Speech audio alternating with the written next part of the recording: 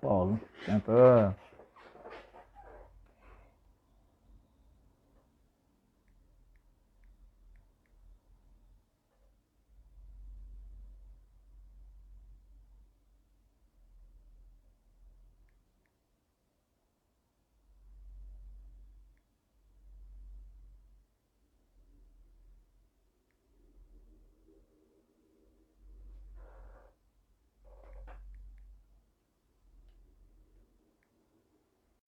Paulo, nós vamos ter que tentar ficar na horizontal, cara. Senão vai ficar. O pessoal vai ficar vendo. Aí, não, fechou. Eu ia te falar isso aí, o pessoal ia ficar vendo os negócios também de lado, cara. Deixa Os eu te falar comentários. uma coisa. Ah, Eu liguei, eu fui preguei uma dupla face no monitor, depois eu resolvo. tá bom. Eu tô reformando, Gustavo. Tô até no escritório da minha esposa, que o meu tá sem condição. Aí, mas dá um jeito. Vamos lá? Pô, bonita essas estilogravuras aí atrás, hein, cara? É, Deles aí. são delas, né? Ela que escolheu. O meu é um pouco diferente. Ó, o Rogério Margonari aí com criaturasdamadrugada.com. Rogério, tudo bem, meu amigo? Seja É, bem-vindo aí à live. ele tá devendo pra gente aí um papo também. Tô esperando ele dar um retorno aí pra gente fazer ainda Ah, essa semana, antes de começar. o Rogério, ele tem muito para falar. Cara Ah, cara, engajado aí.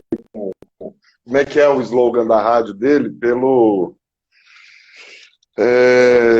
Pela prática do altruísmo, preservação do meio ambiente, não sei o que, dos animais. É meio bacana o slogan dele e a proposta da não, rádio, viu? não, é muito interessante mesmo o programa. Bom, mas vamos lá. Vamos lá. Bom, pessoal, boa noite a todas e a todos. Meu nome é Gustavo Malaca, aos amigos aí do Paulo Eduardo, um amigo de longa data. Sou ambientalista, biólogo. Desde o início do ano tenho realizado, a partir aí da pandemia, diversos debates virtuais. E aí, vamos finalizar essa maratona desse ano. Essa é a última live, com certeza, desse ano. Ano que vem a gente retorna, mas tenho a grata satisfação de ter esse amigo, as pessoas que estão aqui, amigos do Paulo, estou como candidato a vereador, e nós vamos fazer um debate hoje sobre a questão justamente da tecnologia, né, da ciência e a inovação, a importância da tecnologia na geração de renda, emprego. Então, vou fazer uma breve apresentação. Paulo Eduardo Moraes, por favor, depois você complementa alguma coisa, fala outras questões que eu não abordar. Empresário em tecnologia, especialista em marketing e vendas. E aí, Paulo, Isso. fica à vontade para se apresentar, pode ficar à vontade de falar nome de empresa, não tem problema nenhum aqui, estamos entre amigos aqui, Aqui nós não vamos lá. estamos vendendo nada, né? Então não tem É, problema falar o nome da empresa. Não, realmente, né? Meu nome é Paulo Eduardo, eu sou sócio e diretor comercial de uma holding que tem várias empresas de software, tá? E meios de pagamento. Software de gestão empresarial. A Adaptive, que é a empresa principal do grupo, ela é focada em postos de combustível, lojas de conveniência, e supermercados. Ocupa o posto de vice-líder nacional, né, com market share bem alto, são 65 unidades no Brasil. E a Rasen, que é um rebranding da SPK Sistemas, também uma empresa de Uberlândia, com software para mais de 20 segmentos, né, como principal segmento de material de construção, atacadista, varejo, indústria, mineração. E eu venho, apesar de ser sócio de uma empresa de tecnologia, né, não sou um péssimo programador, tá, gente? Sempre que existe até uma piada na empresa, sempre que eu preciso colocar a mão em programação, vai dar errado. Sou da área de gestão, especialista em marketing digital, né, e MBA em gestão de vendas. então ótimo.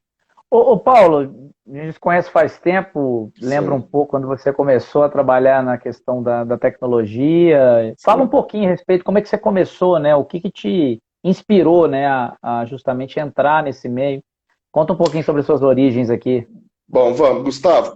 Eu acho que a influência na tecnologia, tanto minha quanto sua, ela veio ela tem a mesma origem, né? Que são amigos que É. nós temos, o João Lee, o Volney e o Dayan.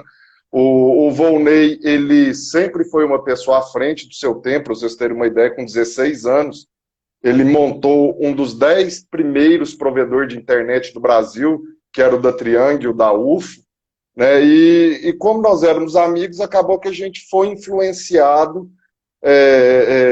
pelos nossos amigos. Eu acho que se eles fossem jogador de futebol, se a nossa turma é, é, é, gostasse mais de futebol, eu acho que talvez a gente tivesse entrado, nós teríamos entrado em um segundo momento na tecnologia. Nós viemos da primeira leva, realmente, da tecnologia residencial, né? E aí uma pergunta importante, Paulo, que você já até deu um exemplo aqui, que era uma pergunta que eu ia falar logo na sequência, a respeito justamente do acesso, né, à juventude, o caso que você citou do Volney, de você, Sim. desde muito cedo, sobre informações sobre empreendedorismo, sobre a base tecnológica. Se mudaria nesse cenário do trabalho a longo prazo, né? Você acredita que isso é uma proposta a ser desenvolvida justamente com parcerias público-privadas? Gustavo, eu acho que isso é fundamental. Perdão. É, nós estamos vivendo um momento que, ao mesmo tempo, eu entendo ele como maravilhoso, né, que é esse processo de automação, de informatização. Isso melhora a vida das pessoas, né? Nesse caso de pandemia, nós podemos trabalhar, a gente pode se comunicar com pessoas que estão distantes, a gente pode trocar um WhatsApp, de repente, eu falei para você, eu estou reformando, eu peço a imagem de um produto, eu recebo isso é maravilhoso, o que a tecnologia ela faz pelas pessoas. Mas ela também é algo que eu considero bastante perigoso, né, esse desenvolvimento tecnológico, quando se você não tem uma base bem feita para preparar as pessoas para poder usufruírem, trabalharem, né, e consumirem essa tecnologia.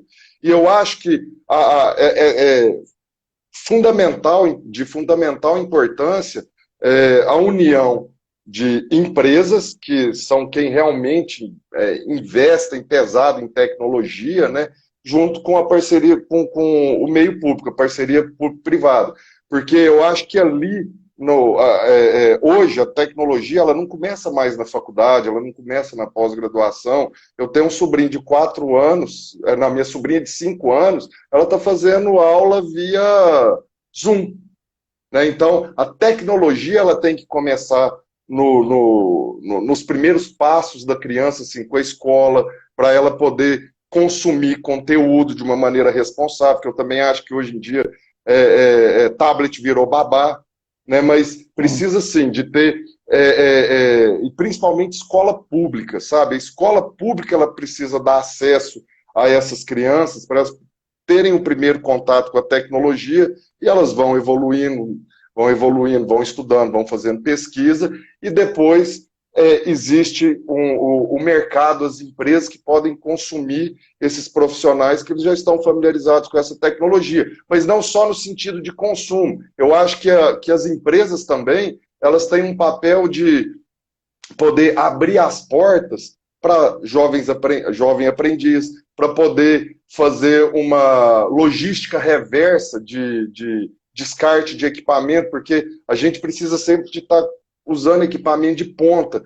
E às vezes o que para a gente não serve mais, através de uma parceria público-privada, a gente poderia fazer doação para escola, para creche, para asilo, enfim, para quem precisa e não tem acesso. Ah, ótimo. E como é que você enxerga o mercado hoje, né? Você já falou umas pinceladas aqui, né? Muita demanda de serviço, né? Lógico que a automação, a robotização, a indústria 4.0, né? Ela acaba levando, principalmente no Brasil, né? Uma demanda pequena, né? De trabalhadores qualificados, né? Como é que você vê ações mais simples, né? Para a gente conseguir essa qualificação, né? O que você vê nesse sentido?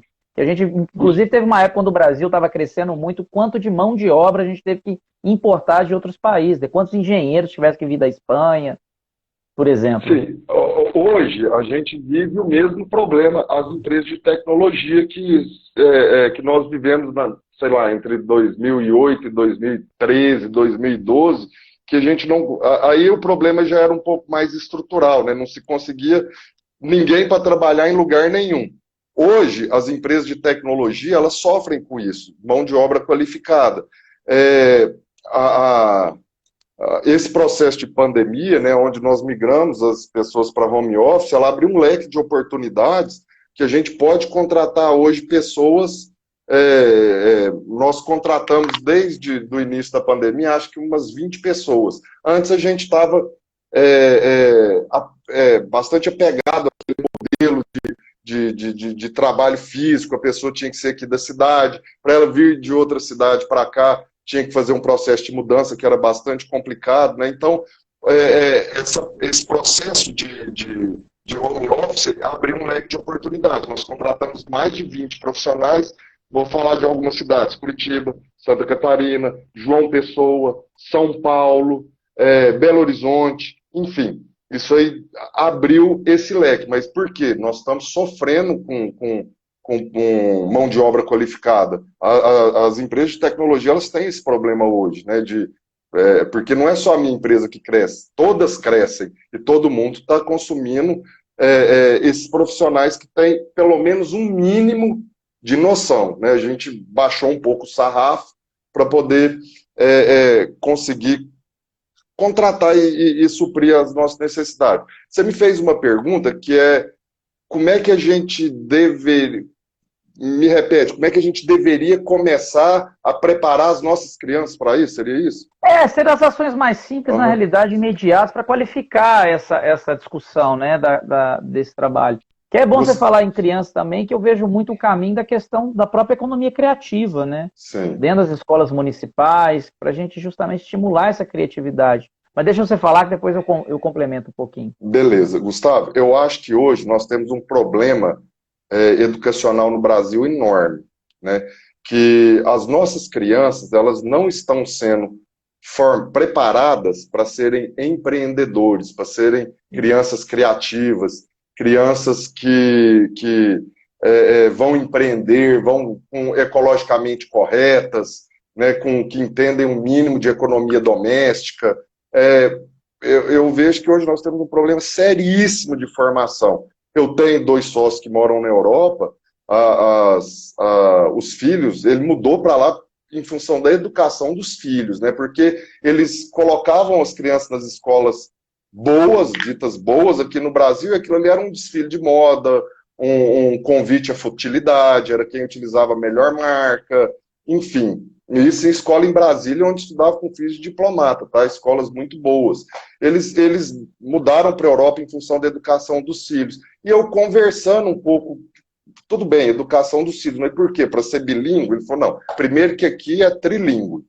Mas não é só isso, né? As nossas crianças, elas aprendem economia doméstica, elas têm aula de lógica de programação, elas têm aula de economia doméstica, e conforme vai... outra coisa muito interessante, as próprias crianças cuidam do ambiente que elas estudam. Isso aqui no Brasil é inimaginável. Você colocar uma criança para varrer uma escola aqui, a professora sai presa, maus tratos, né? Então, Gustavo, eu acho que a gente tem um problema muito sério de formação aqui no Brasil. As nossas crianças não estão sendo preparadas para serem grandes seres humanos. Quando eu digo grandes seres humanos, estou falando de pessoa bem-sucedida, que tem os melhores empregos, não, estou falando de pessoas que realmente, assim, são ecologicamente corretas, que têm um nível de responsabilidade social, que praticam altruísmo, são grandes seres humanos, né? E paralelo a isso, a gente tem esse problema também do distanciamento da tecnologia, trazendo um pouco aqui para o tema da live, né? Por exemplo, você pega uma criança no interior de Minas Gerais, não precisamos nem ir para o interior do Nordeste, não. Sabe, qual é o contato que essas crianças têm com, como eu disse, lógica de programação? Capaz que morre e nunca nem viu isso. Esse é um problema estrutural que nós temos, de formação. Eu queria até aproveitar, né, Uberlândia, eu acho que isso até resulta no que vocês estão trabalhando hoje, em buscar profissionais de outros estados. Nós hoje estamos na posição número 72 no ranking nacional da Urban Systems, relatório anual em relação à inovação, empreendedorismo e sustentabilidade. Então, realmente, eu estou falando a situação local aqui, o quanto que as escolas, aí no geral, né, mas vamos falar as escolas municipais, etc., do estado também, tem deixado a desejar. Sim. E basta dar um exemplo que Florianópolis, quando começou a trabalhar com a economia criativa, foi na década de 70, 80. Eu vejo amigos hoje que trabalham com geoprocessamento, que trabalham com tecnologia, muitos deles estão lá em Florianópolis hoje. Você vê o resultado. A UFMG hoje, com toda a base que ela tem de empreendedorismo, etc., com a parceria, por exemplo, com a Prefeitura Municipal, com o Estado, e lógico, a União, nesse caso, do investimento ali que tem autonomia, eles são hoje a universidade que mais empreende. Então, aqui nós estamos perdendo oportunidades nessas parcerias público-privadas também pela omissão um pouco do poder público. E é onde eu entro uma discussão importante, que é a gente que você já lançou, que é aproveitar esse currículo da Base Nacional Comum, que é você trazer essas disciplinas que você pode, mediante a realidade do município de Uberlândia, tem suas qualificações para tecnologia, justamente para ter as universidades aqui em relação à ciência, em relação ao agronegócio, por aí vai, e começar a colocar disciplinas como sustentabilidade, empreendedorismo, inovação, desde cedo, estou falando nas escolas municipais, aonde se pode fazer isso no caso do poder público. Sim. Então é algo que a gente até colocou e vai trabalhar nesse plano nosso. É muito importante colocar essa questão. E aí falando, né, da sustentabilidade do meio ambiente, Paulo, a gente conhece quanto que a tecnologia ajuda. Sim. Imagina agora na Covid, esses ônibus de Uberlândia tudo lotado aí, a gente viu cenas pavorosas, pessoas não podiam se aglomerar no ônibus, então com certeza muitos contágios aconteceram isso. Por que até hoje você não tem um aplicativo do transporte público? Entendeu? Que é sincronizado com a tecnologia, que você chega ali, tal, aqui não, pelo menos, aqui não dá, gente. Não dá para fazer, não dá mais para entrar, isso aqui saiu e pronto, não entra mais. Então usar esse tipo de dado, isso também, inclusive, auxilia no combate à corrupção. A gente sabe que a gente tem um ambiente realmente de compliance, etc. Hoje todos os dados de governo aberto hoje utilizam muito cruzamento de dados. Fica até envergonhado aqui em Uberlândia hoje, que a gente vê não sei quantos candidatos a vereador aí na cidade sendo mencionados, e aí vem a tecnologia, isso que é bom, né? Dentro do auxílio, os caras com mais de 300 mil de patrimônio, gente. O cara pedindo auxílio emergencial. É lógico, pode ter um erro, não vamos falar todo mundo, às vezes tem um erro de cadastro, alguém usa o nome da pessoa, isso acontece, mas espera lá, gente, tinha gente lá com mais de 1 milhão de patrimônio, e isso que é o bom da tecnologia. Olha que nós já temos acesso, você imagina o que acontecia no passado, gente. Isso é importante da sociedade cada vez mais. Ô, Gustavo, só complementando o que você está falando aí, desculpa até ter te cortado em relação aos vereadores, né? Mas eu vou falar porque eu acho um problema que, para mim, é falta de educação. Sabe, uma pessoa bem educada, com bons princípios, que entende os valores de uma sociedade evoluída, não sei, jamais faria uma coisa dessa. Vou te citar um exemplo. Eu tenho um amigo, né, o Charlie, ele é inglês, ele veio para o Brasil, conheceu uma paraense, teve um filho. Andou no Brasil todo e ele precisou voltar para a Inglaterra. Eu o encontrei lá em Londres, e ele falando, Paulo, agora eu vou ter filho, eu tive que voltar para a faculdade. Eu falei, você tem que voltar para trabalhar? Ele falou, para a faculdade, o governo paga para eu estudar. E olha que ele nem faz guitarra, aula, ele é músico, faz faculdade de música com especificamente guitarra. Aí ele falou, o governo me paga £1.000, né, que é o equivalente a 1.000 libras por mês. Ele tem uma carteirinha que permite com que ele vá estudar e volte. Depois do processo de formatura, se ele for para fora do Brasil, para fora da Inglaterra, fazer uma especialização, ele tem 2 anos de carência para começar a pagar. Aí eu fiz uma pergunta, né? Eu falei assim, a gente estava caminhando perto do British Museum. Eu falei, e se não pagar? Ele parou assim, olhou, falou assim, eu não conheço ninguém que nunca pagou. Né? Então, assim, porque lá no Brasil não paga. Eu falei, claro que não paga. O povo não paga, dá calote. Isso é falta de educação. Isso é falta de preparar as nossas crianças, Gustavo, para pensarem diferente. E o que me deixa mais angustiado não é a questão da falta de mão de obra qualificada que eu sou um consumidor, né? Mas é a falta de formação básica mesmo da gente enquanto a formação humanística nossa mesmo, para viver em sociedade, para serem, igual eu falei, você falou aí também, ecologicamente corretos, sustentáveis, né, enfim. E é o caminho. Outros exemplos clássicos aqui, que hoje até na prevenção de acidentes, né, em relação a chuvas intensas, hoje recentemente até, fruto de um trabalho aqui da UFSC, por isso que a gente tem que valorizar muito a ciência, de colocar as estações, né, com toda em base de geoprocessamento, e que dá informação real quando você tem um evento climático muito severo, informar a população pelo celular rapidamente as pessoas que cadastram. Isso é algo que está sendo feito, justamente com o estímulo da própria universidade nesse trabalho Isso é de tão ciência, é o que a gente simples, está falando Gustavo. aqui. Isso é simples a nível de programação fazer. Isso é um trabalho colegial. É E falta aí de boa falta. vontade pública. E aí que eu estou dizendo, quanto tempo para demorar isso aí? Quanto tempo que demora para a gente ter um geoprocessamento das árvores em Uberlândia aqui? A gente Então, fica vendo árvores sadias sendo derrubadas, etc. é, Nova York, por exemplo, tem um mapeamento de todas as árvores da cidade, tudo geoprocessado.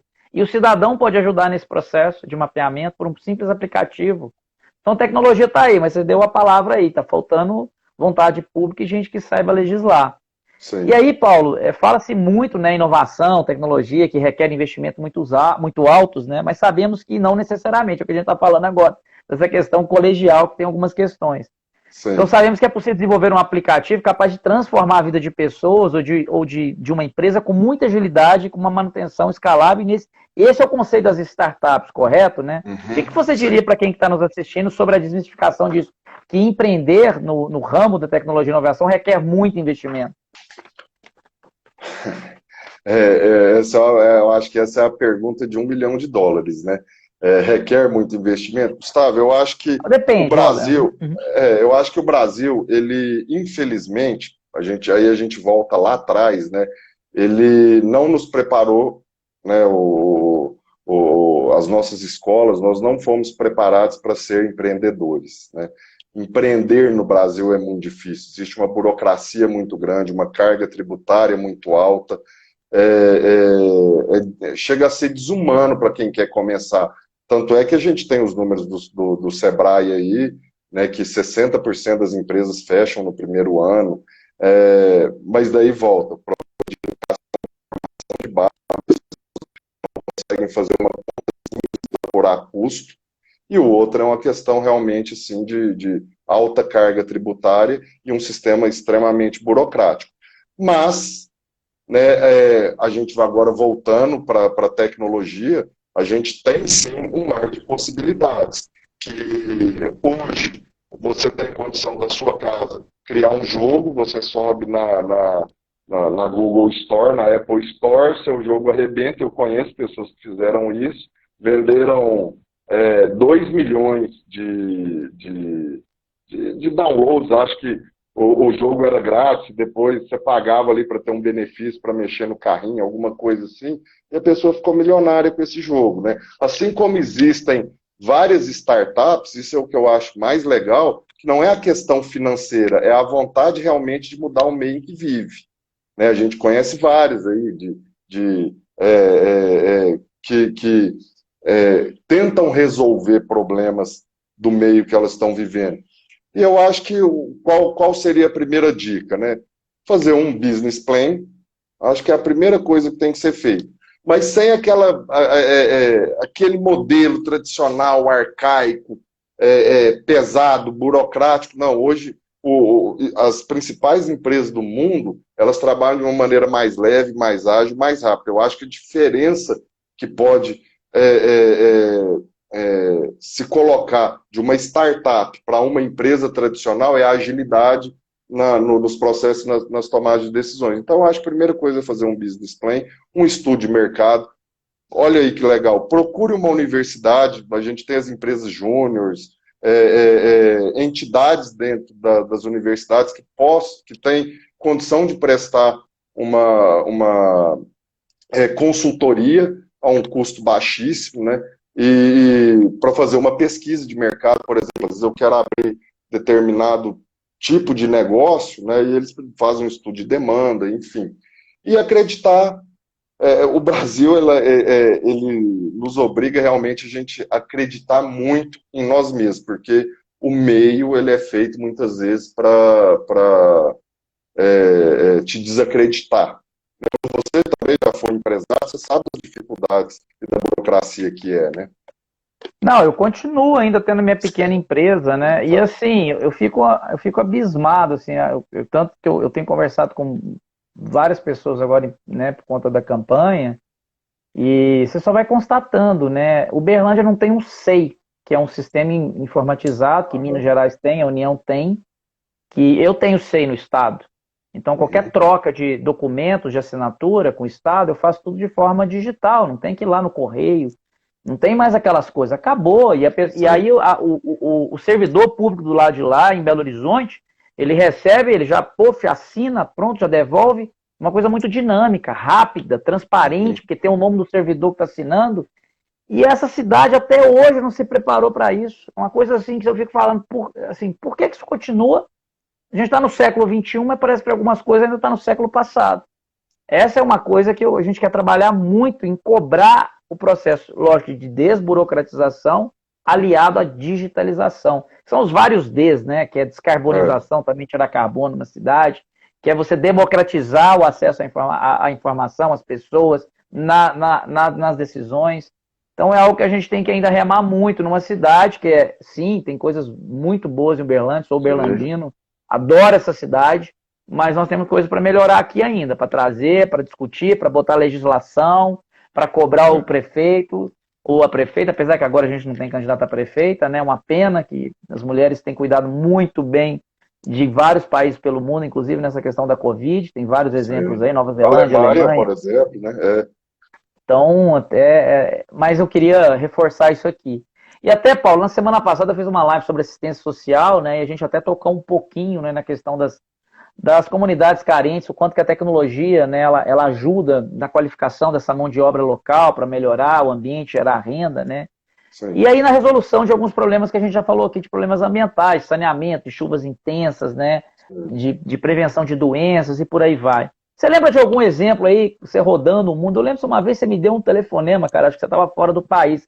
Você foi me retratar algum exemplo de uma coisa que você viu fora, para te contar a sua experiência, né? Linkando a tecnologia com uma prática sustentável. Ou de algum negócio, né, social de base tecnológica que mudou uma realidade de uma população, né, de uma comunidade. O que você poderia falar para a gente? Gustavo, você que é muito ligado ao meio ambiente, vou te dar um exemplo de como a tecnologia ela é importante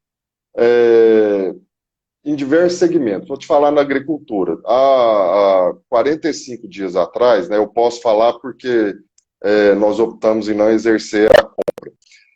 Uma empresa, ela é uma empresa mineira, ela construiu um sistema de inteligência artificial para fazer análise de dados na agricultura.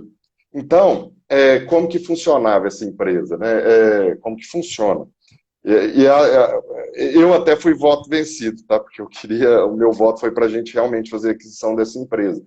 Eles fazem uma análise de solo, eles desenvolveram um algoritmo onde fazia o cruzamento de dados, da informação dessas feitas, e eles...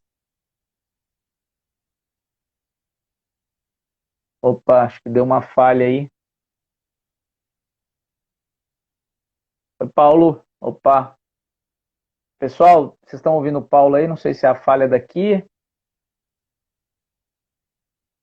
Opa. Alguém pode dar um sinalzinho aí no chat? Opa. Vamos recomeçar aqui com o Paulo aqui, que a gente já chamar ele de novo. Ele já vai voltar aí, pessoal. Deu algum problema na conexão dele aí.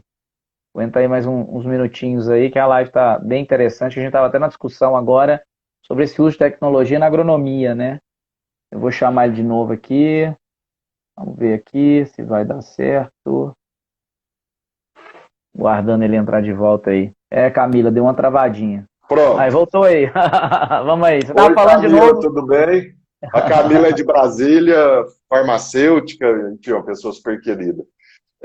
Não, Gustavo, gente, eu não sei até eu fiquei falando aqui. Você começou a falar da empresa, que você foi voto vencido, mas estava falando da utilização. Aí, olha só que interessante. Era uma empresa, né, de tecnologia para o agronegócio. O que era o foco da empresa? Eles desenvolveram uma ferramenta de inteligência artificial, né, um algoritmo, que eles pegavam as análises do solo eles, através dessas análises, esse algoritmo dava as predileções para que eles atingissem o resultado ótimo a nível de produção por hectare. Então, o que, por exemplo, a tecnologia permitiu aí? Primeiro, o uso consciente de adubos e minerais para correção do solo.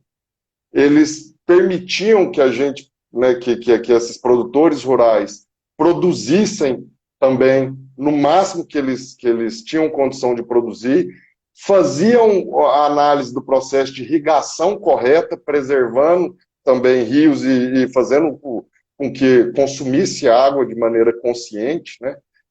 Então, assim, por exemplo, esse foi um exemplo que você me pediu, algo bastante interessante que eu vi. Isso não é longe, não, é aqui em Minas, sabe? Mas só que o que acontece? Por que eles nos procuraram?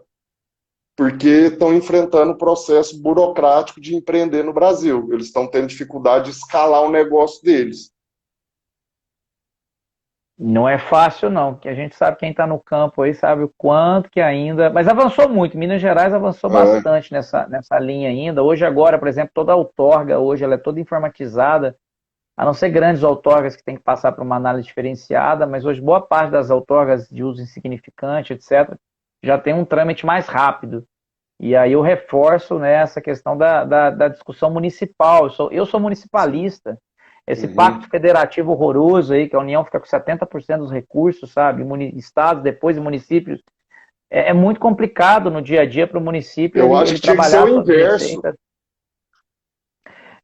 Assim, depende da máquina pública. Realmente, você tem que ter uma... Eu acho que tem que diminuir o bolo da União. Sim. Eu não estou convicto ainda que o município ele tem que ter o maior bolo, porque a União tem que ter uma máquina pública realmente bem destacada. Talvez 50, 25, 25 seria uma coisa mais adequada para a realidade. Mas não dá mais para a gente aceitar esse pacto federativo. É uma discussão que nós temos que ter. Aí fica isso aí que nós temos que ver. Uma máquina que é muito criticada pela sociedade, em parte ela é inchada, não dá para generalizar, principalmente o judiciário, né? Coisa absurda, que a gente vê uma casta no judiciário brasileiro aí que não dá, né? Juízes, promotores, que é uma coisa absurda, né? Mas vamos lá, vamos para a parte final aqui do debate. Eu queria ouvir para você, para um jovem aqui, essa live vai ficar gravada, então outras pessoas podem assistir depois, mas assim, para um jovem, para um adolescente, né, que vai está assistindo agora ou posteriormente, né, e quer trabalhar com tecnologia, Paulo, com vendas, com internacionalização, o que você falaria como profissional para ajudar nessa caminhada? Gustavo, hoje o jovem, ele tem possibilidades que nós não tivemos quando nós éramos adolescentes. Primeiro, para a gente poder consumir conhecimento, não digo na adolescência, mas quando eu era, sei lá, um pré-adolescente, a gente precisava ler enciclopédia, que era uma atualização anual, né? Então, vinha, e desde que você tivesse dinheiro para comprar... Para aqueles caras que vinham com aquele trem para vender... Nossa, era enorme, né? Então, a gente estudava os planetas, os dinossauros, era uma coisa assim, cara, surreal, como é que a gente conquistava conhecimento naquela época. Mas hoje, não. Hoje, a gente tem vários cursos, várias fontes de informação. O YouTube, por exemplo, o YouTube é maravilhoso. Eu tenho um amigo, ele está desempregado, né, e infelizmente o nível de conhecimento dele não dá para eu contratar na minha empresa. Minha empresa é uma empresa de tecnologia, né? A gente desenvolve software. Se a pessoa não souber programação, tirando eu ali, acho que muito pouca gente trabalha em outros setores que não são realmente programadores. Mas, então, ele foi conversar comigo, olha, para que lado que eu vou? Eu falei, cara, você já ouviu falar em Power BI? Ele falou, não, Power BI é uma ferramenta da Microsoft, que é uma ferramenta de Business Intelligence. Hoje o mercado consome vários profissionais aí com salário médio de 5, 6, 7 mil reais. Pega o YouTube, cara, vai estudar, instala o Power BI a versão free no seu computador e vai fazendo, desenvolvendo aí consultas que geram informações através de planilha de Excel, você vai ser um profissional que sim vai ter condição de de se recolocar. Dito e feito, cara. Ele fez, até me agradeceu, né, por isso. Então, eu acho, Gustavo, que se a pessoa hoje quiser realmente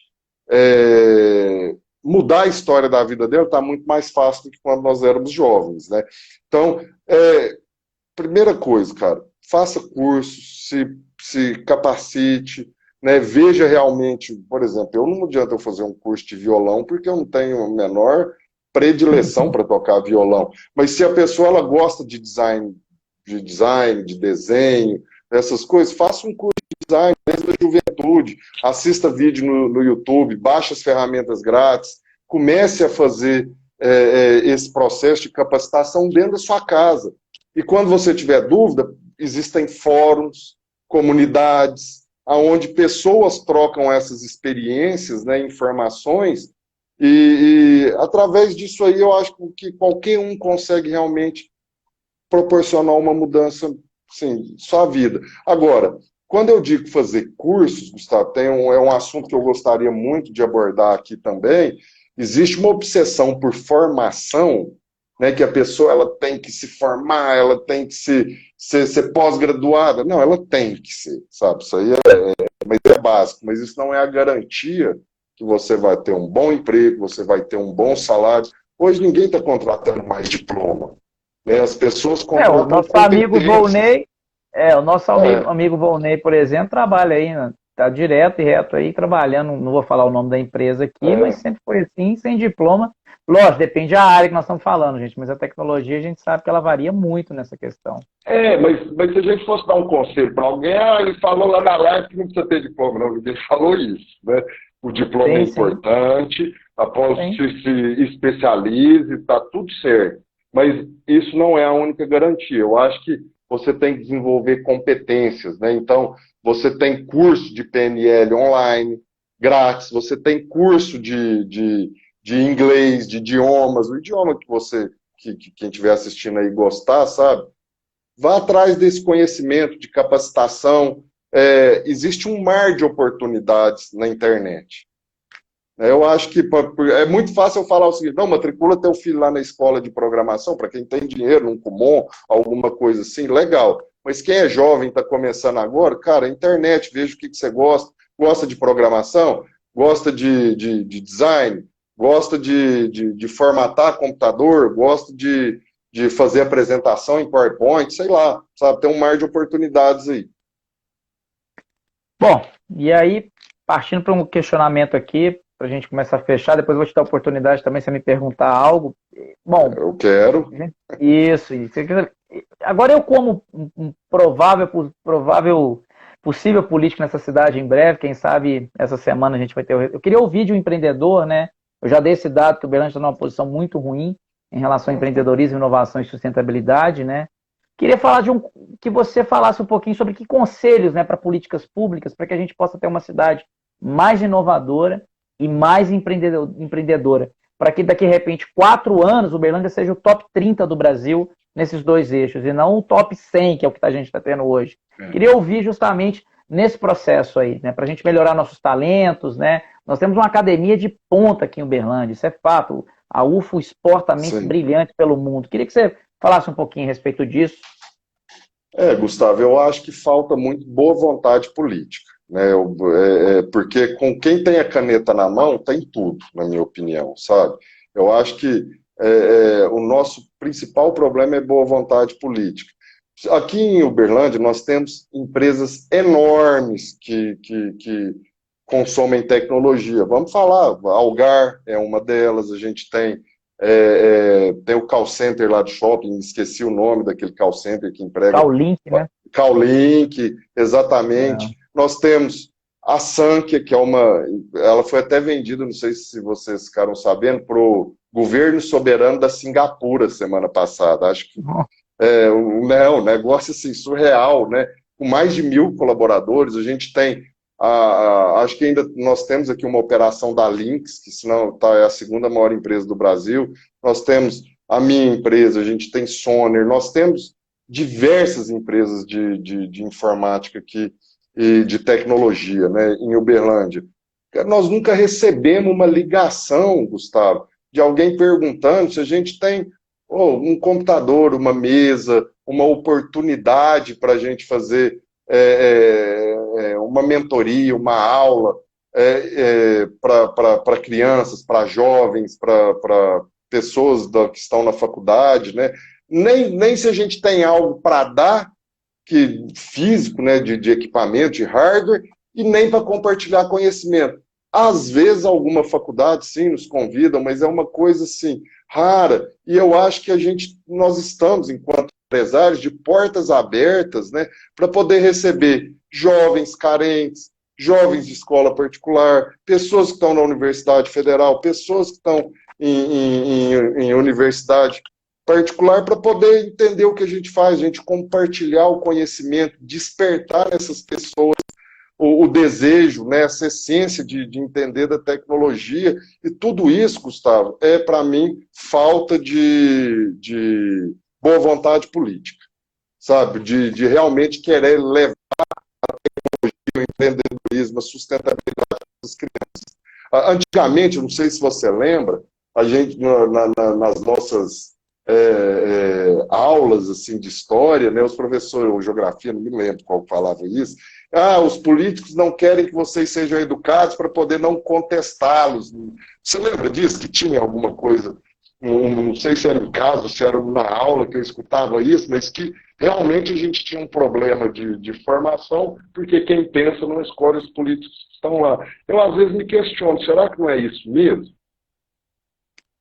A educação no Brasil, ela tem ainda índices em alguns locais muito bons, como o Ceará, mas aqui na nossa cidade, por exemplo, você tem uma escola que é a Jaci de Assis, que a gente abordou, inclusive, que tem uma nota que não atinge a meta no estado de Minas Gerais. Sim. E isso é um absurdo. Que futuro que é esse para as crianças, em que você tem uma escola que não atinge a meta estadual no segundo maior município de Minas Gerais? Gustavo, só te falar aí, o que me preocupa? Você acha que eu estou realmente preocupado com como essas pessoas, no processo de formação tecnológica, para mim eles não estão sendo formados nem como seres humanos.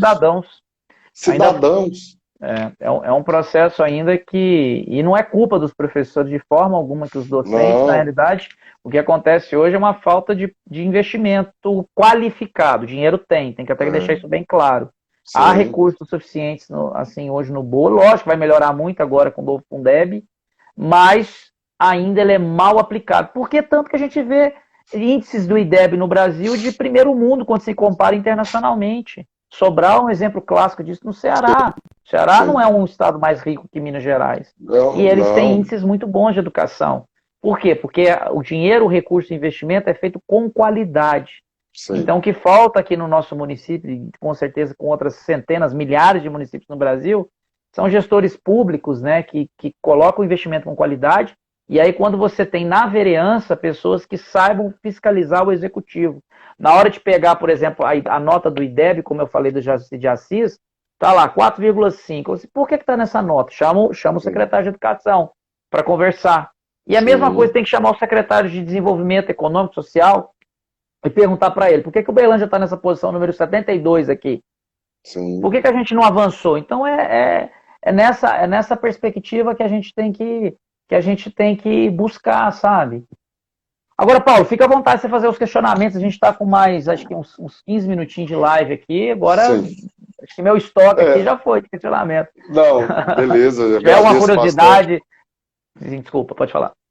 Eu agradeço bastante aí pelas perguntas, né, da gente poder falar e externar a nossa preocupação, que às vezes a gente vê até dentro da própria família, né? A gente vê assim, uma criança e a gente olha e fala, cara, está tendo um problema no processo de formação dele, né? Não estão sendo preparados para enfrentar o que vem por aí, porque antigamente tinha uma concorrência local, né, caseira. O Uberlândia, o pessoal de São Paulo vai vir para cá, vão tomar os nossos empregos. Hoje isso é um pouco mais global. Então, eu acho legal a gente poder conversar sobre isso e discutir, enfim. Gustavo, eu queria saber qual você me chamou para a gente falar sobre tecnologia, fonte geradora de emprego, né? Você tinha alguns assuntos que a gente poderia ter abordado, você fez uma pincelada, como a indústria 4.0, que isso aí também é algo que me preocupa um pouco, mas você, quais são os seus projetos, né, e o que você vê, assim, em relação ao poder público podendo ser... Vamos lá, deixa eu reformular a minha pergunta. Você com a caneta na mão, como vereador, né, o que você vê assim como vetor de mudança? É lógico que a maioria das coisas partem do executivo, né? Mas você ali no legislativo tem condição de cobrar ações e policiar gastos, enfim, série de coisas. O que você vê hoje como um vetor de mudança através de boa vontade política para a gente ter uma melhora no processo de educação? Eu acho que a gente tem que começar de jovens e crianças, né? Bom, o nosso gabinete, primeiro, ele vai ter instrumentos de governança e transparência, que é muito importante. Primeiro, eu vou disponibilizar um aplicativo ao cidadão. Ninguém fez isso até hoje aqui em Uberlândia. Incrível, né? Já Sim. Tem experiências no Brasil que a gente aumenta a proximidade. Segundo, Sim. Realmente, o gabinete tem um contato muito próximo com a juventude. Então, nós temos um capítulo especial sobre juventude, para que a gente possa cobrar, como você falou, uma coisa muito importante: o vereador não tem recurso. O vereador tem poder de fiscalizar Sim. e de elaborar legislações. Então, esse é um caminho que a gente vai ter de fiscalizar, como eu já falei em alguns momentos aqui da live, na questão principal de cobrar o executivo que a gente tem uma melhora nos nossos índices educacionais, melhorar também, a gente tem que trabalhar com muita evidência. Qual que é a meta que o município tem daqui 2 anos em determinado assunto? Igual eu falei, o Uberlândia está na posição 72 nesse ranking nacional. Ou que ela utilize outro ranking, não importa. Aonde o Uberlândia quer chegar daqui 2 anos? Para que a gente tenha essas avaliações periódicas. Então, esse é um trabalho. Já deixei claro a questão da desburocratização e da digitalização, trabalhar aí com a Lei de Liberdade Econômica, que foi recentemente, né, promulgada, tem pouco tempo isso aí, e nessa lógica, trabalhar na digitalização para aumentar a velocidade das empresas serem abertas. É óbvio que há uma estrutura estadual também na abertura de negócio, só que hoje a burocracia é muito mais do município em relação ao alvará de funcionamento. Sim. Então, empresas que têm um baixo risco... Eu encontrei o Netinho, você lembra do Netinho Cardoso? Ele me falou assim, cara, eu ia lá abrir uma empresa, a minha empresa é virtual. O cara queria que eu tivesse lá o tal de lá na minha empresa para fiscalizar ela, para fazer o alvará. Olha que absurdo um negócio desse. Acabou esse negócio, agora é o home office mesmo, o cara está em qualquer lugar do mundo trabalhando. Você está em Londres trabalhando para sua empresa. Sim. Então é uma maluquice um negócio desse. Então a gente tem que se adaptar à Uberlândia realmente do século XXI.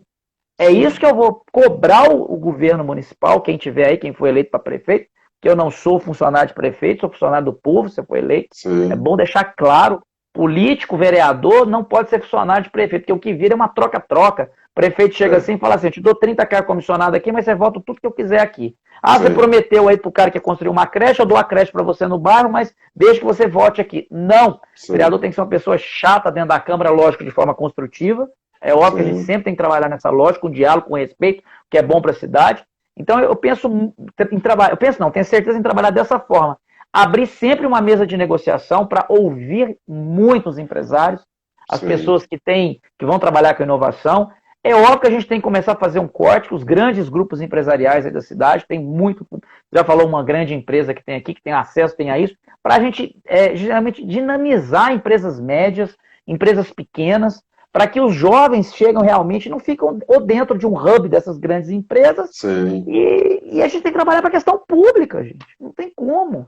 Esse é um formato inovador que a gente, inclusive, coloca essa questão da digitalização dentro do processo do aplicativo, né? Trabalha outros instrumentos assim, de transparência, e todos os editais que a gente vai fazer, todas as emendas vão ser por editais, usando muito a internet, a interatividade. É óbvio que tem muita gente que ainda não tem acesso à internet, a gente tem que tomar esse cuidado. Esse é um problema. Isso. Mesmo numa cidade como Uberlândia, tem muita gente que tem acesso à informação. Olha o que está mostrando aí hoje a pandemia, quantas crianças hoje estão sem acesso à educação. Lógico que é uma excepcionalidade, a gente espera que o ano que vem a gente comece, a partir talvez do segundo semestre, a ter um pouquinho de normalidade, mas ainda vai demorar um pouquinho nessa questão, sabendo que é um assunto muito complexo. Então, assim, Paulo, eu vou trabalhar, eu entendo que o que dá para o vereador fazer, desburocratizar, colocar muita integridade de governo, compliance, exigir isso da prefeitura, exigir isso da vereança. Gente, verba indenizatória que os caras enrolaram aí por causa de gráfica. Então, isso é um O absurdo. que é isso, gente? Que coisa absurda. Isso tem que estar tudo informatizado. Primeiro que eu nem uso esse negócio, sendo eleito, não uso combustível, porque vereador aqui em Uberlândia ganha bem demais. Para que a pessoa ainda tem que ficar pedindo dinheiro do contribuinte? Mas isso é tecnologia. Papel, né? Papel, gastar hoje papel. Cara, isso é inimaginável.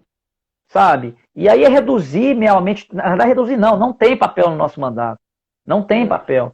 Então, ir trabalhar, pedir, batalhar muito com o executivo, que o executivo coloque no seu planejamento um centro de referência de inovação e empreendedorismo para os jovens. Isso é fundamental numa cidade. Florianópolis tem isso, gente. Sim, não é à toa. A gente precisa colocar essa molecada dentro de um ambiente criativo, Sim. vivo, orgânico. Os nossos jovens vão ter muito mais futuro dessa forma. Não do jeito que ainda está hoje. Eu estou colocando evidências, gente. Não é uma crítica ao prefeito atual, é a todos que passaram nos últimos 20 anos aí que eu acompanho política pública. Isso tem se deteriorado. Basta ver o que o Paulo falou aqui agora, no início da live. Essa importação de pessoas de outras cidades. A mão de obra poderia estar toda aqui em Uberlândia hoje. Né? Poderia estar aqui, toda ela, com universidade de excelência aí e cursos, mas não estamos nesse apagão, né? E uma área estratégica, né, no Brasil, muito estratégica, e com mentes brilhantes que a gente tem aqui. Muita gente criativa. Gustavo, é importante você ter falado isso, né? Você está no exemplo da minha empresa. Nós estamos com 25 vagas abertas, com uma dificuldade enorme de reposição, né? É um processo não é reposição, nós estamos num processo de expansão, e a gente não consegue contratar. E assim, se você for olhar, a gente tem um déficit hoje, que eu acredito que seja, a última vez que eu li, né, algo em torno de 500 mil vagas para profissionais de tecnologia, e quando a gente olha, assim, 13 milhões de desempregados, que eu acho que é até um número muito maior do que isso, para mim isso é o Hoje já está em 14 já, hoje. Não, aí tem o semi-emprego, assim, que a pessoa tem esses motoristas de aplicativo que estão aí batalhando, e pessoal na informalidade, eu acho que você já deve estar batendo uns 30. Você olha e fala o seguinte, cara, no meu segmento, nós estamos com déficit de 500 mil profissionais. O que é isso? Falta de uma estratégia pública adequada para poder realmente capacitar os cidadãos. Né? Então, tem empresa procurando trabalhadores na mesma proporção que tem pessoas também precisando se recolocar. Mas o que é isso? Falta de capacitação, de qualificação. Né? E o pior não é isso, cara, porque a gente tem o seguinte, quem realmente está vivendo esse problema, e quando a gente olha assim, a gente vê essas crianças, esses jovens, eles estão indo para o mesmo caminho. De um cenário muito pior, porque nós estamos aí vivendo a indústria 4.0, robótica, uma série de coisas, aonde vai se exigir mais um conhecimento de tecnologia. Operar um computador cientista num posto. Você não consegue fechar um abastecimento. Né? Se você não tiver um mínimo ali de conhecimento, você não consegue trabalhar como caixa de supermercado. A gente nem está falando de programador, não. Estamos falando de coisas básicas mesmo. Por isso que eu acredito muito, além desse trabalho da empreendedorismo e inovação, nessa cadeia da sustentabilidade. Que a gente fala de uma cidade que ela tem que se adaptar aos novos tempos, que são as mudanças climáticas e o que vem pela frente. A economia verde, a gente vê isso na Europa pelo Green New Deal, você vê a China também já com... a China produz aí uma Itaipu, né, numa escala de 5 anos com energia solar hoje. E aí, assim, o Brasil, o Uberlândia, inclusive, é referência, só que o Uberlândia é referência em energia solar pelos empreendedores daqui, inclusive um amigo nosso em comum, né, como no governo de Minas, que fez a taxa regressiva do ICMS. É algo que nós vamos debater. Por que o empresário que está trabalhando com tecnologia hoje, com sustentabilidade, com inovação, ele vai pagar o mesmo ISS que o outro empresário ali que degrada, utiliza combustível fóssil, está fora disso aí. Ô, Paulo, não dá mais isso. Vamos falar, nós temos que trabalhar uma reforma tributária municipal, como está existindo. Hoje está acontecendo nacionalmente isso, e aí há uma conversa sobre a precificação do carbono, como há uma precificação em relação ao cigarro e à bebida com taxas maiores, nós temos que pensar nessa cadeia também. Essa é uma forma que a gente tem que fazer até de atrair investimento. O investimento se faz, isso é um subsídio bom. Eu estou muito cuidado com o subsídio. O dia que o Brasil deu subsídio para carro, igual foi em 2 governos, não, claro, socorro, gente. Encheu de gente, aumentou o número de mortes no trânsito, botou a gente lá embaixo, deu subsídio na energia, e por aí vai. Não, o que a gente está dizendo é o seguinte, a gente tem que trabalhar uma economia baseada na sustentabilidade. Então, o nosso amigo aqui, o William, da EcoCash aqui, que trabalha com isso, sabe? Que é justamente você trazer essas atividades nessa loja da economia circular. A gente tem que reciclar essa ideia econômica no Brasil hoje, baseada em degradação ambiental. A gente pega a Cerrado, a Amazônia, transforma em gado, minério, joga tudo nesses navios gigantes e manda para a China. Esses farelos e minério de ferro, para os caras depois mandar tudo para a gente aqui de volta. É um absurdo o nível de desindustrialização que nós temos tido no Brasil. E aí isso tem a ver com a fuga de mentes que a gente tem que estar tendo há muito tempo. Quantos jovens estão saindo do Brasil, sabe? Não é só desse governo agora, não estamos criticando esse governo federal só, não. Já tem um tempo que tem acontecido dá vontade de criticar, viu? Eu não critico. Às vezes já critica abertamente. Chega a cortar a língua, né?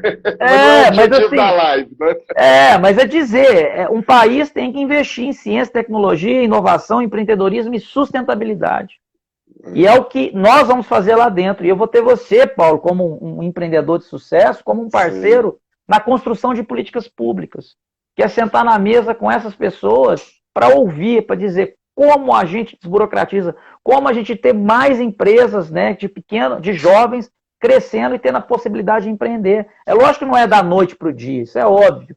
E eu sei também o papel de um vereador que tem a limitação, mas é plantando a semente, falando, cobrando o prefeito, fazendo debate nas comissões. As comissões são meramente papel, só chegar lá, o prefeito manda, não. Eu estou nem aí em relação a isso ao prefeito. Vou abrir a caixa das comissões que existe, meio ambiente, de educação, desenvolvimento econômico, para fazer o debate público, transparente, correto, e usando muita tecnologia. Muita tecnologia vai estar... Desculpa, pode falar. Não, pode falar, já terminei. Não, assim, Gustavo, apesar do vereador, né, ele ter um papel muito grande de fiscalizador, mas eu vejo que o vereador ele tem uma possibilidade de andar na rua, de poder abrir discussões, de poder fazer intermediações entre empresários e entidades com o executivo, né? Não é porque você está ali só para fiscalizar, né? Na verdade não é só, mas com o objetivo principal de fiscalização, mas olha, conheci um projeto aqui, conheci uma empresa ali, conheci uma ONG assim, vem cá, secretário, vamos lá bater um papo, sabe, eu te ajudo na aprovação desse projeto, vamos colocar isso aqui para frente. Eu acho que o vereador ele tem esse poder também de unir, sabe, entidades, pessoas, empresas com o executivo, porque eu vejo o executivo uma máquina mais pesada, né? É difícil... 95% tá falando do orçamento. É uma estrutura mais pesada. Eu vejo o vereador, né, como um político mais presente, sabe? Que participa mais assim das situações, das ações que o município promove, né? Então, a gente tem uma ONG aqui que ela é especialista em doação de animais, em situação de rua. Não, espera aí, o vereador chega pro executivo, faz uma proposição, apresenta o projeto, sabe, incentiva. Então eu vejo que vocês, espero que você seja eleito, que eu endosso realmente a sua candidatura, mas vocês têm um papel também de união muito grande entre entidades e o Poder Executivo. Não, o vereador ele tem que fazer o papel de ouvir para legislar, né? E ouvir para fiscalizar. Eu não tenho como fiscalizar o Uberlândia se eu não tiver a população para denunciar. Eu sou uma pessoa que sempre denuncia as coisas a vereadores e sempre fiz proposição de política pública para outros. O problema é que o nível é tão baixo que você não consegue, é lógico que há exceções, né? Mas o que acontece em Uberlândia é a exceção e não a regra. De ter político lá na vereança qualificado. Mas eu tô animado, nós vamos estar lá dentro a partir de 1º de janeiro do ano que vem, vamos ter um Tomara. resultado bom agora no domingo, nós vamos ter, cara, nós vamos ter, nós somos Vamos confiantes.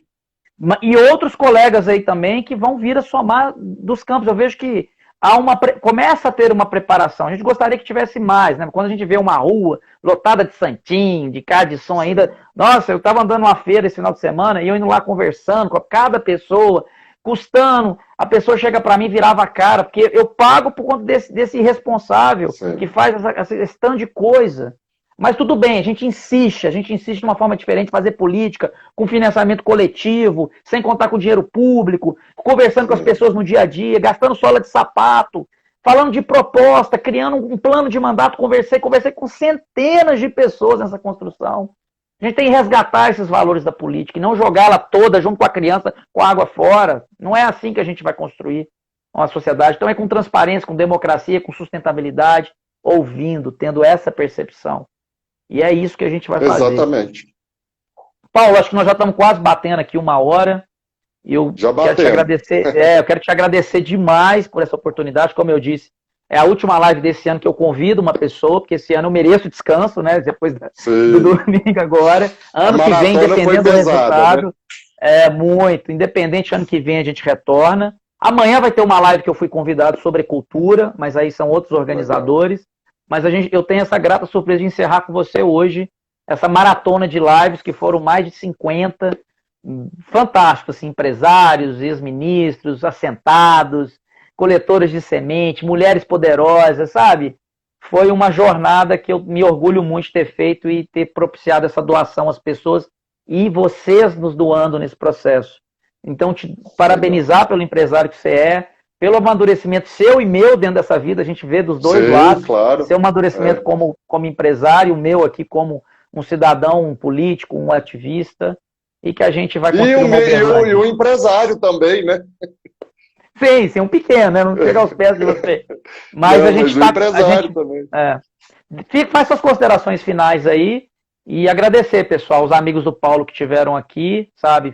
E lógico, os meus também, muito grato por esse espaço aí, por essa oportunidade. Faça suas considerações finais, por favor. Não, Gustavo, agradecer pelo convite, a gente poder falar realmente, né, externar, contar um pouco da nossa história, externar a preocupação no processo de formação realmente dessa próxima geração, né, e a gente poder debater possibilidades que vão realmente ser vetores de mudança aí do nosso país. A coisa começa aqui, na nossa cidade, né? A gente preparando as pessoas para serem mais tecnológicos, que foi o tema da live, mas que eles sejam melhores cidadãos, ecologicamente corretos, sustentáveis, né? Que tenham um bom convívio social. Eu acho que isso parte muito de boa vontade política, porque através de exemplos e educação é que realmente a gente muda o nosso meio. E te desejar muito boa sorte, falar que realmente eu conheço o Gustavo, uma pessoa extremamente inteligente, estudou e se preparou para estar enfrentando esse desafio, né? Eu acho que isso aí talvez seja assim, a maior qualidade que você tenha, né? Eu não posso falar, o Gustavo é honesto, isso não é qualidade, isso aí isso é obrigação. Isso é obrigação, né? Isso aí é obrigação. Mas é importante nesse cenário político nosso, a gente tem que falar. Essa obrigação, né? A minha equipe no início do ano ficou assim, Gustavo, eu achava isso, bota sustentabilidade. Aí o marqueteiro, o marqueteiro não, né? O cara do design, chegou e falou assim, cara, a situação tá tão ruim em Uberlândia, que você vai ter que falar que você é honesto. É uma coisa assim, você fala assim, não é possível, tem que falar, porque a coisa tá feia demais. Foda, eu queria falar assim, a mensagem, o cara da sustentabilidade, o cara ambiental, o cara que tem mais qualificação para isso, mas você tem que reforçar os negócios, uma coisa absurda. A várzea que a gente entrou. Mesmo, né? Mas nós vamos vencer isso, eu tenho total certeza, otimismo que a gente vai ter um grupinho lá na Câmara no ano que vem, muito qualificada, muito correta, muito honesta. Nós vamos virar essa chave em Uberlândia e nós vamos chegar em 24 falando, pô, olha o que a gente contribuiu aqui com essa cidade. Cidade que eu amo. Muito legal. Não, parabéns, e realmente você se preparou para isso, né? Eu acho que isso aí é muito interessante, louvável, e eu te desejo boa sorte, tá? Então, aqui na minha casa, todo mundo tá com você, tá? E, enfim, eu ainda consigo garimpar mais alguns votos, né? O nosso Opa, manda objetivo aí. aqui, o nosso objetivo nessa live realmente não lógico. é falar sobre conquista de voto. Eu acho que aqui a gente está falando sobre política, o que fazer para melhorar o nosso ambiente, o que fazer para realmente a gente criar uma cidade melhor, né? Mas é importante, sem voto a gente não consegue fazer nada disso. Aliás, consegue, mas de uma maneira mais difícil, né? Com a cadeira na Câmara, a coisa acontece de uma maneira mais fácil. Então, eu te agradeço muito, Gustavo. E te desejo boa Obrigado, sorte. Paulo. Obrigado, Paulo. Obrigado, pessoal. Valeu. Exerça a democracia agora no domingo e venham com a gente, tá bom? Um Obrigado, grande abraço, grande pessoal. abraço. Até mais. Tchau, tchau. Até a próxima. Vou encerrando aqui. Tchau, tchau, gente. Tchau. Obrigado.